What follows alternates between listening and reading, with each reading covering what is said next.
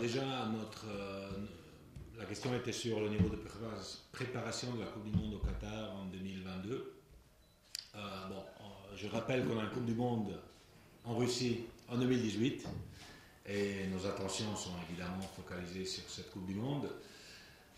Ceci étant dit, évidemment, on regarde aussi en avant et on est très satisfait de l'état d'avancement des travaux au Qatar. J'étais moi-même au Qatar la semaine dernière encore pour vérifier, les travaux qui sont faits.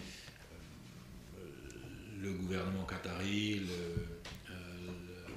l'organisation locale de la Coupe du Monde 2022 travaillent depuis 2010 déjà sur cet événement, donc ça avance bien et ça avance vite et on est très satisfait. Je suis sûr qu'en 2022 on aura une magnifique Coupe du Monde.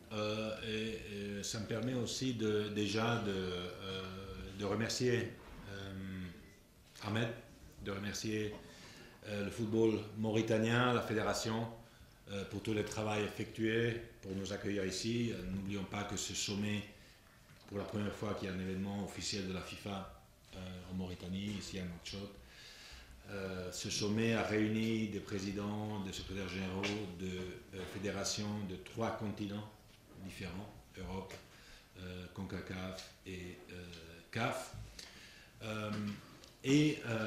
Cette journée, notamment, on a pu aussi écouter les travaux qui sont effectués ici en Mauritanie par la fédération. C'est exceptionnel, je dois le dire. Le travail qui est effectué ici par la fédération est un exemple, pas seulement au niveau local, régional, africain, mais un exemple au niveau mondial.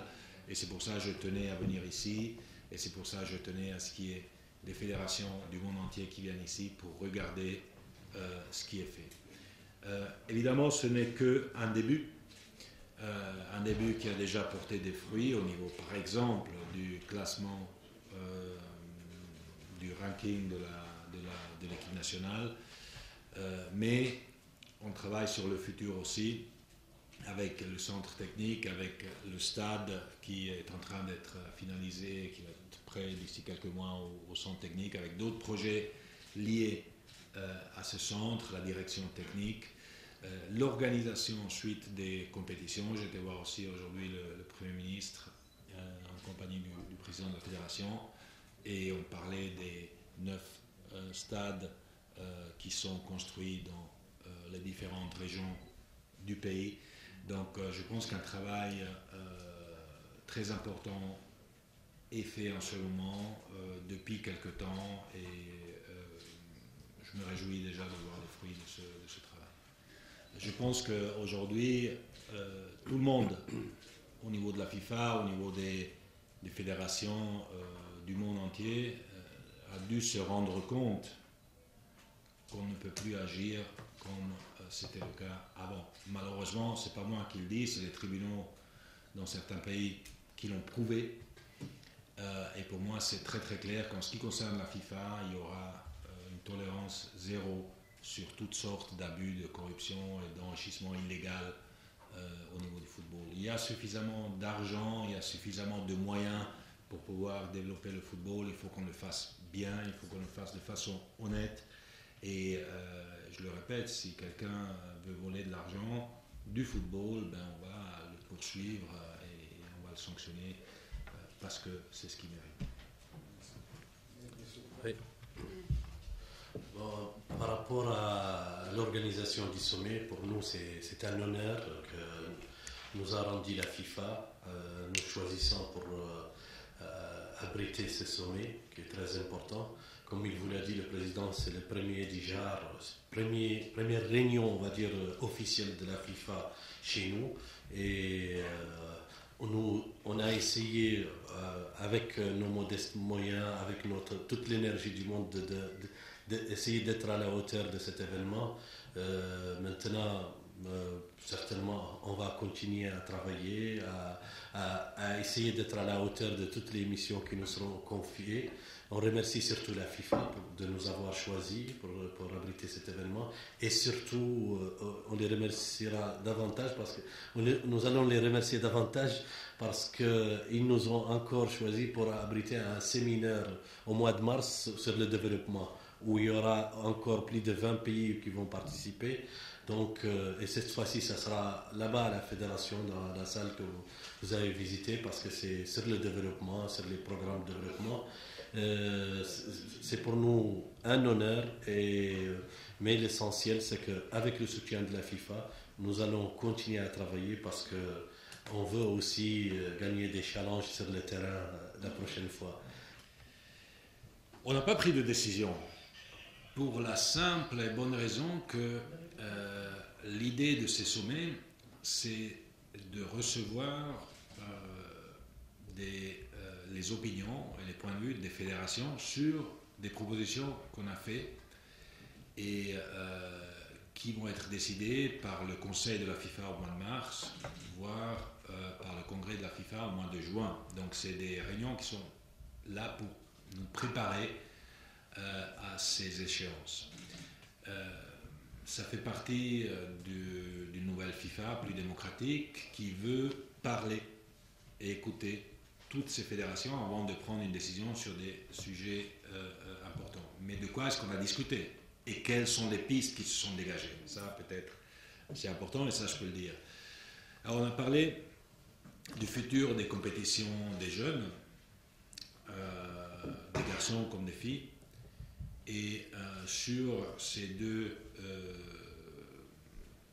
sujets, donc compétition des jeunes, des garçons et des filles, où les fédérations sont d'avis qu'il faudrait aller dans une direction similaire que pour la Coupe du Monde des hommes, c'est-à-dire une augmentation des équipes participantes. On parlait pour les garçons d'augmenter de 24 à 48. Et pour les filles d'augmenter de 16 à 24 le nombre de participants. On pense aussi, ou les fédérations pensent aussi que ça serait bien de passer à des échéances annuelles pour les compétitions et pas bisannuelles comme c'est le cas maintenant, parce que si on perd à chaque fois une génération en jouant tous les 2 ans les Coupes du Monde des jeunes. Par contre, au lieu d'avoir 2 catégories d'âge pour la Coupe du Monde, il faudrait peut-être en avoir seulement une, que ce soit moins de 18 ou moins de 19. Ça, c'est une discussion qui reste encore ouverte. On a parlé aussi du développement du football féminin, plus en particulier, avec la création d'une nouvelle compétition au niveau de la FIFA, une ligue mondiale de football féminin qui permet à toutes les fédérations de participer à des niveaux et contre des adversaires d'un niveau comparable avec des systèmes de promotion et de relégation au niveau des équipes nationales féminines qui encouragent justement les fédérations à investir dans le football féminin. N'oublions pas que 50% de la population mondiale est féminine, donc on se doit de développer le football féminin aussi avec des compétitions qui font du sens au niveau des équipes nationales. Après, on a parlé du programme de développement, du programme Forward et comment on va le développer dans le futur, quels sont les aménagements qu'on va y faire, en prenant en compte les expériences qu'on a fait ces 2 dernières années. Et ensuite, on a parlé du système des transferts, du calendrier des matchs internationaux et de l'éligibilité des joueurs pour les équipes nationales. Et on s'est posé la question s'il faut qu'on change quelque chose, les questions de double nationalité, etc. Où on a eu des cas dans le passé de joueurs qui ont peut-être joué un match avec une équipe et voulaient jouer quelques années après avec une autre équipe nationale. Là, on a des principes, on a des valeurs, on a des règles. C'est pas simple de changer, mais il faut qu'on en discute. Voilà. Oui, tout à fait. Je pense que on va aller vers une réglementation beaucoup plus stricte que celle qu'on connaît aujourd'hui, surtout en ce qui concerne les intermédiaires, les agents de joueurs on va aussi se focaliser sur tout ce qui est indemnité de formation et de solidarité pour que ceux qui forment vraiment des joueurs et dont les joueurs après évoluent dans les grandes ligues, notamment européennes, reçoivent aussi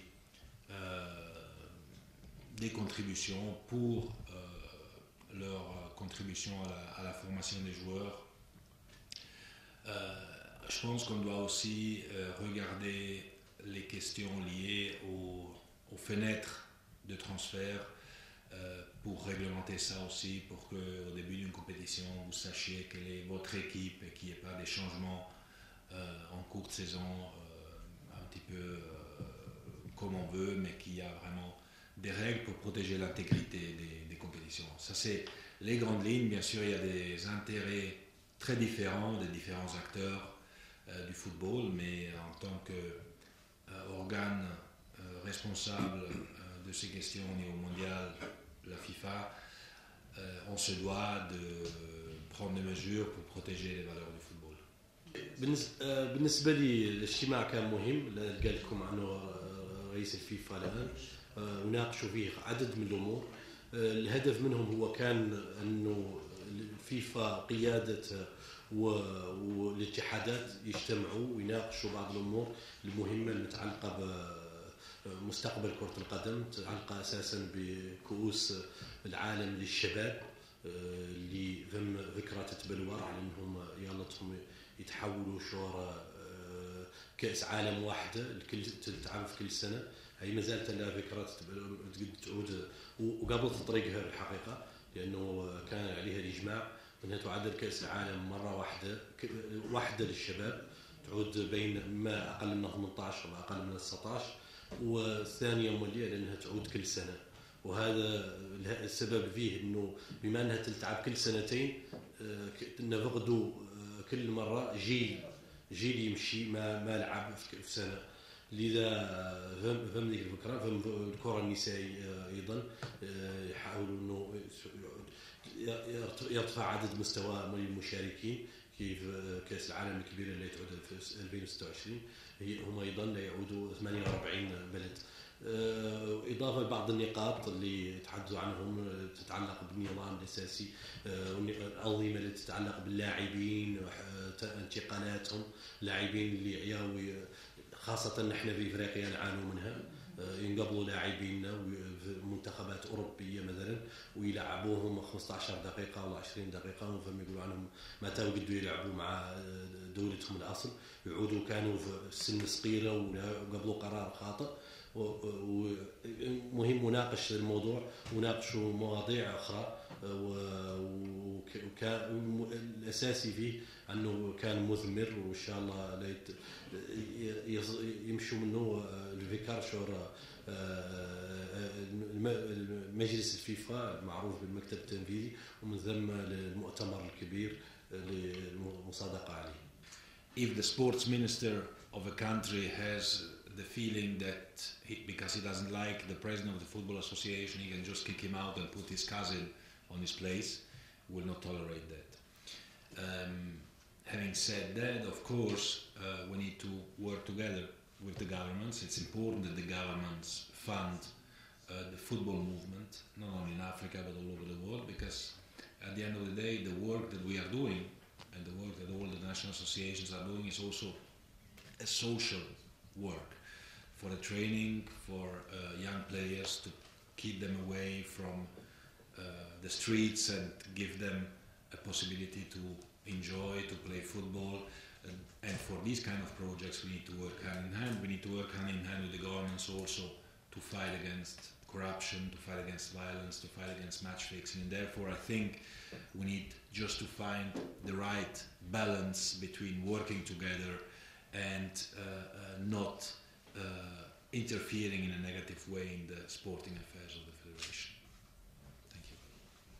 Well, I think that all the associations, and I mean FIFA had to go the same or had to make the same experience. I wouldn't be FIFA president if a big scandal wouldn't have happened a couple of years ago. So I think we have all gone through this, and I think we need all just to realize that compliance, good governance, transparency don't have to be simple words, but have to be facts. So the advice is certainly to open the books, to show to everyone concretely what is done with the funds. As far as FIFA is concerned, we will audit, for example, as of this year, each and every of our 211 associations as far as the funds from FIFA are concerned. And this, I hope, will give some more credibility, but I think more generally what is needed is, in order to gain back the trust of the people, that we show to the people what we are doing. But we show to the people that, yes, we can also make mistakes, obviously. We make mistakes every day, but whatever we do it in good faith, and we work in a professional and honest way for football. And that if we say that we are building a pitch with the money from FIFA, we are building a pitch with the money from FIFA, and we are not building the swimming pool of the president of the FA in his nice villa that he has been building with the previous funding of FIFA. So this is not going to be possible anymore, and I'm sure that by showing concretely what is done with the FIFA funds, but also with the funds from the governments, with the funds from the private sectors, how this money is invested, the trust of the people will come back. So it's a question of work, discipline, and showing what